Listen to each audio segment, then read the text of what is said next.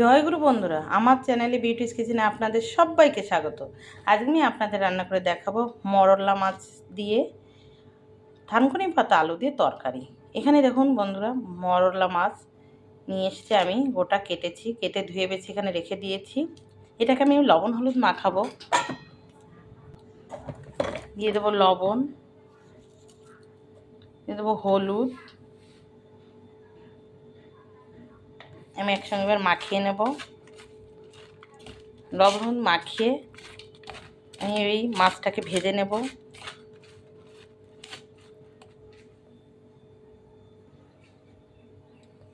এই দেখুন, আমি মরলা মাছ দিয়ে থানকুনি পাতা আলু দিয়ে যে আলু কেটে ধুয়ে বেছে রেখে দিয়েছি। এখানে আমি থানকুনি পাতা কেটেছি, ধুয়ে বেছে সুন্দর করে রেখে দিয়েছি। আমি মাছ ভাজার জন্য কড়া বসিয়ে দিয়েছি। আমি কড়াতে এবার তেল দিয়ে দেবো।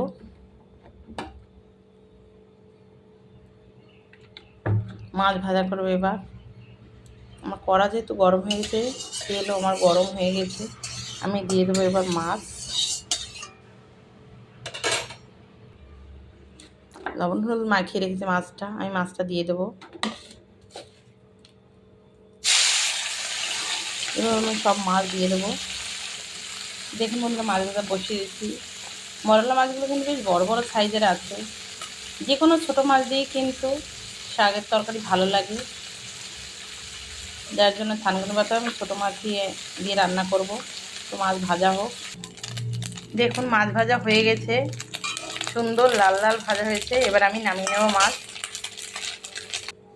মাছ ভাজার তেলের ভিতরে আমি যে আলুটাকে কেটে ধুয়ে রেখেছি, আমি আলুটাকে নেড়ে চেড়ে দিয়ে দেবো লবণ,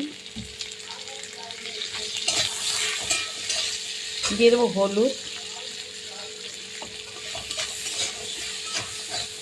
এবার একটু নেড়ে চেড়ে ভাজা ভাজা হবে, তারপরে আমি জল দিয়ে দেবো। পরিমাণ মতন জল দিতে হবে, আলুটা শুধু সিদ্ধ হয়। শাকের তরকারিতে কিন্তু বেশি জল ভালো লাগে না, ঝোল। দেখুন বন্ধুরা, আলুটা কিন্তু ভাজা ভাজা একটু হয়েছে, আমি দিয়ে দেবো জল।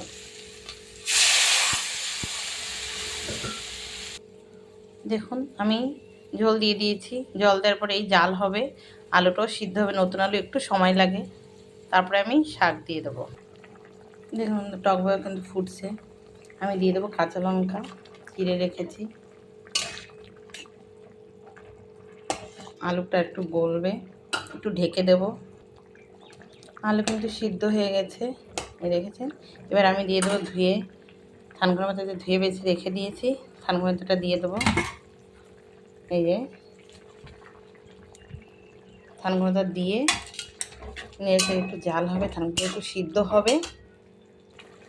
দেখুন আমার কিন্তু হয়ে গেছে, এবার আমি নামাবো। এটা কিন্তু আমি ফোড়ন দেবো, যেহেতু আমি বসাই নিয়ে এক ফোড়নে। শাকের তরকারি কখনই এক ফোড়নে ভালো লাগে না। তো এবার আমি এটাকে ফোড়ন দেবো। আর এই আলুটাকে একটা দুটো কিন্তু এভাবে ঘেটে দিতে হবে, তাহলে কিন্তু তরকারিটা কিন্তু একটু ঘন হবে। নতুবা জল কিন্তু দেখুন জল জল মনে হচ্ছে, এই ঘন। এই যে আলুটাকে এভাবে ঘেটে দেবেন, তরকারিটা তাহলে ঘন ঘন হবে, খেতেও স্বাদ হবে। এবার আমি নামিয়ে নেব, ফোড়ন দেবো। তরকারি নামিয়ে নিয়েছি, কড়া দিয়ে বসিয়ে দিয়েছি। দেখুন কড়া গরম হয়েছে, আমি তেল দিয়ে দেবো। দিয়ে দিচ্ছি ফোড়নের জন্য তেল। বেশি তেল দেব না, যেহেতু শাকের তরকারিতে বেশি তেল লাগে না। তেল গরম হয়ে গেছে, আমি একটা শুকনো লঙ্কা 3 টুকরো করে দিয়ে দিচ্ছি, একটা তেজপাতা দিয়েছি। দিয়ে দেবো একটু জিরে, একটু রাঁধুনি। রাঁধুনি জিরে মিলিয়ে আমি ফোড়ন দিয়েছি। দেখুন জিরে তেজপাতা লাল হয়ে গেছে, এবার দিয়ে দেবো তরকারি। আমি যে অন্য মাছটা ভেজে রেখে দিয়েছিলাম, মাছটা দিয়ে দেবো। দিয়ে নেড়ে চেড়ে আমি নামিয়ে নেব।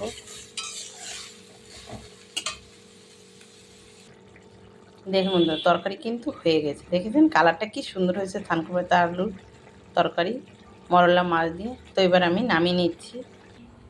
দেখুন তরকারি কালারটা কি সুন্দর হয়েছে, দেখেছেন। এভাবে কিন্তু আপনারা থানকুনি পাতা আলু দিয়ে এবং মরলা মাছ দিয়ে তরকারি করে একবার খেয়ে দেখবেন, খেতে কতটাই ভালো লাগে, খেতে ভীষণ ভালো লাগে, ভীষণ টেস্টি হয় তরকারি। তো আর এই থানকুনি পাতার তরকারি কিন্তু ভীষণ উপকার। অনেকেই তরকারি করে খেতে জানেন না, বাটা করে খায়। তো একবার তরকারি করে খেয়ে আমাকে কমেন্ট করে জানাবেন খেতে কেমন লাগে।